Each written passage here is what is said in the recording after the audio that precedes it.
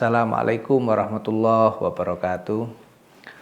Pemirsa sekalian, pada kesempatan kali ini marilah kita membicarakan satu konsep dalam pendidikan yang rasanya penting terutama di era sekarang ini, yaitu konsep keteladanan.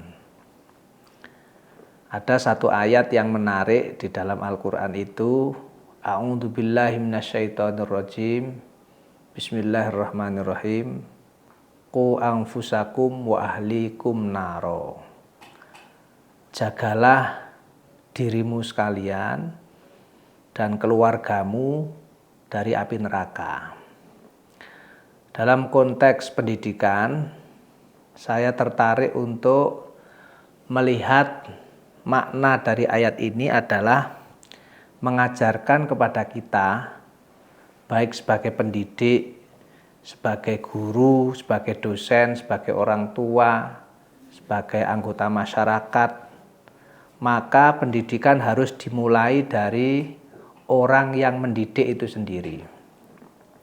Seperti kata ayat tadi bahwa menyelamatkan orang, keluarga kita, lingkungan kita dari api neraka, maka harus dimulai dari selamatnya diri kita dulu.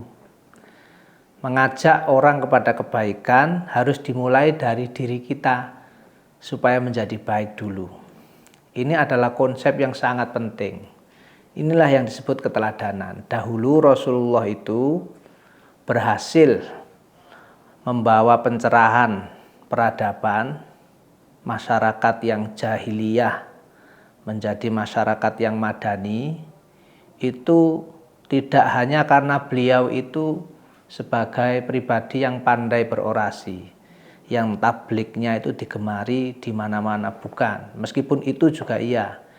Yang paling penting dari sisi Rasulullah itu adalah keteladanan.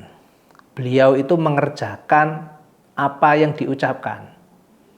Atau bisa dibalik, selalu mengucapkan apa saja yang sudah dikerjakan. Nah, kalau ini kita tiru dalam konteks kehidupan masa sekarang, dalam universitas, di masyarakat, di keluarga, maka keteladanan itu akan menjadi spirit pendidikan yang sangat dirasa membawa keberhasilan. Ada mahfudot yang bagus, lisanul hal afsahu min lisanil maqol. Keteladanan, yaitu bahasa perbuatan itu ternyata lebih fasih daripada bahasa ucapan. Apa yang kita lakukan itu akan lebih gampang ditiru, diikuti daripada apa yang kita sampaikan. Termasuk menyampaikan kebaikan seperti yang kita lakukan sekarang ini melalui media YouTube seperti ini adalah dalam rangka termasuk merawat apakah perilaku saya sebagai pengucap atau penyampai supaya tidak keluar dari apa yang saya sampaikan. Jadi qu anfusakum wa ahlikum naro. Kalau kita ingin orang lain baik, maka kita harus jadi baik dulu. Ibarat kalau kita menyelamatkan orang yang tenggelam di sungai, maka kita harus tidak tenggelam dulu. Kalau sama-sama tenggelam nggak bisa menyelamatkan. Jadi kalau sama-sama buruk nggak bisa memperbaiki keadaan. Faqidu syai'i la yu'ti. Kalau orang itu nggak punya kebaikan, yang nggak bisa memberikan nilai-nilai baik. Kalau orang itu nggak pandai, yang nggak bisa memberikan ilmu. Kalau orang itu nggak mulia, yang nggak bisa memberikan keteladanan, kemuliaan. Nah, konsep ini penting. Sehingga menjadi guru, menjadi dosen, menjadi orang tua, meniscayakan diri kita itu harus menjadi orang yang baik. Saya kira banyak mahfudot-mahfudot yang mendukung ini, termasuk juga ayat dan hadis ya. Ada istilah qudwah. Qudwah itu contoh. Rasulullah itu disebut sebagai uswatun hasanah, sebagai qudwah yang baik. Kenapa? Karena apa yang beliau ajarkan itu beliau kerjakan. Maka tidak heran ketika beliau sampun kapundhut, Sayyidah Aisyah ditanya oleh para sahabat, emang perilaku, akhlak, kepribadian Nabi itu seperti apa? Aisyah radhiyallahu anha menjawab, kana khuluquhul Quran. Jadi Rasulullah itu akhlaknya ya apa yang ada di Al-Quran itu, atau bisa dibilang bahwa Rasulullah adalah Al-Quran yang berjalan. Duta Islam, duta Al-Quran itu ya Rasulullah itu sendiri. Nah, alangkah baik kalau misalnya kita dalam perilaku kita meniru, sehingga kebaikan itu bukan hanya diajarkan, disuarakan, tapi juga kita amalkan. Islam itu kan agama yang fungsional, agama yang sangat menghargai amal soleh dan memberikan balasan kepada amal soleh dengan balasan yang luar biasa. Artinya apa? Setiap ajaran Islam itu harus fungsional, harus landing, harus teraplikasikan di dalam kehidupan real, nyata. Dan itu akan susah kalau tidak ada keteladanan di antara kita sekalian. Jadi keteladanan itu sangat penting. Dari ayat ku anfusakum wa ahlikum naro tadi kita bisa terapkan dalam kehidupan nyata, baik dalam dunia pendidikan, masyarakat, kita sebagai guru, dosen, orang tua, dan apa saja, sehingga apa yang kita sampaikan ini akan fasih, akan dapat ditangkap, sebab kita sendiri juga mengamalkan. Pemirsa sekalian, akhir-akhir ini banyak sekali kebaikan yang susah untuk menjadi amalan. Pendidikan yang justru melahirkan anomali, kehidupan berbangsa yang tidak melahirkan kemuliaan dan kesejahteraan, bahkan perbaikan saja tidak, justru sebaliknya. Bisa diduga kuat bahwa yang terjadi adalah minimnya keteladanan. Dalam realitas kehidupan kita bisa lihat misalnya penegak hukum justru tersangkut masalah hukum. Orang yang mestinya memperjuangkan rakyat justru menyengsarakan rakyat. Ini kan contoh-contoh minimnya keteladanan. Atau kalau kita tarik ke dalam dunia pendidikan misalnya kampus gitu ya. Alumni ekonomi justru nganggur. Alumni pendidikan syariah nggak bisa adzan, nggak bisa jadi imam. Alumni pendidikan bahasa Inggris nggak bisa komunikasi bahasa Inggris. Bahkan alumni bahasa Arab nggak bisa baca kitab. Ini kan contoh anomali yang luar biasa. Padahal mestinya keteladanan mewujud di situ. Kalau orang alumni hukum, maka dia harus menjadi orang yang sangat paham bahkan memperjuangkan hukum. Kalau orang alumni ilmu keagamaan berarti harus bisa menjadi teladan kesalehan dan seterusnya. Jadi karena keteladanan ini minim, sehingga kebaikan, kemuliaan itu hanya disuarakan, akhirnya tidak menghasilkan perilaku yang diharapkan. Oleh karena itu kita perlu kembali menengok ayat-ayat, hadis, bahkan teladan dari para ulama. Dulu kita mengenal ada namanya ulama Imam Bukhari. Beliau itu mengkodifikasi hadis yang sangat terkenal dan menjadi rujukan utama, yaitu kitab Sahih Bukhari.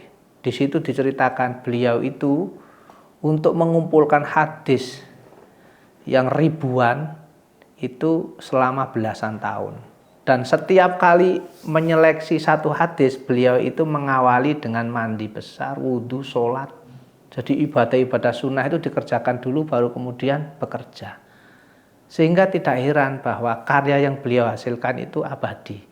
Karena kesalehan, nilai hadis, kemudian keutamaan yang ditulis itu diteladankan pada diri beliau sendiri. Diawali dari diri beliau sendiri dengan kebaikan. Meskipun demikian Bapak Ibu, ada sering kata terkait kata teladan ini yang sering salah paham, yaitu kata meneladani. Meneladani itu artinya adalah memberi contoh. Sehingga kalau misalnya peristiwa Isra Mi'raj misalnya, kalimat meneladani Rasulullah itu kurang tepat. Karena meneladani itu artinya memberi contoh. Mestinya Rasulullah yang meneladani kita. Kalau yang kita maksud adalah mencontoh, boleh kita pakai kalimat mengambil teladan atau meneladan tanpa i.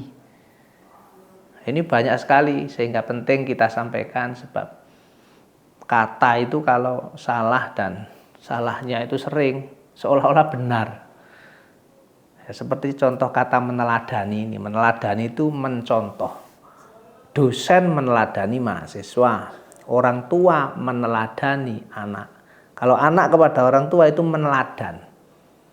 Kita kepada Nabi itu meneladan tanpa i. Nah, itu bisa kita cek dalam Kamus Besar Bahasa Indonesia KBBI. Karena kalau kita berbahasa Indonesia ini kan mengacu KBBI. Dan memang berbahasa ini yang mengacu kepada kamus, karena kamus itu sudah disusun oleh para pakar sehingga kita ikuti kaidahnya. Kembali kepada topik, jadi keteladanan itu semakin minim dan jarang di kehidupan sekarang. Penting bagi kita untuk kembali menghidupkan supaya pendidikan, masyarakat, pemerintahan, apa saja di mana kita berperan itu nilai kebaikan dan keutamaan mewujud, tidak hanya disuarakan tapi juga kita amalkan supaya Islam ini menjadi fungsional, teraplikasi. Dulu ada ungkapan bahwa tantangan terbesar umat Islam adalah mewujudkan perilaku hidup Islami. Artinya Islam itu mulia, tetapi perilaku orang Islam itu sebaliknya. Bahkan juga dikatakan al-Islamu mahjubun bil muslimin. Keindahan Islam itu tertutup oleh perilaku orang Islam sendiri. Jadi Islamnya ke kanan, barangkali musliminnya itu ke kiri.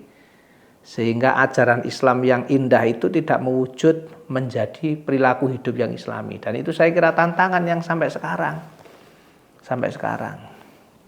Kampus kita UII dalam visinya menuliskan kata rahmatan lil alamin. Itu juga dalam rangka untuk menghidupkan Islam ini menjadi rahmat, menjadi kasih sayang, menjadi berkah bagi semua, bagi alam, bagi manusia, sehingga kehadiran orang Islam itu benar-benar menjadi penyejuk, menjadi teladan yang baik, menjadi contoh.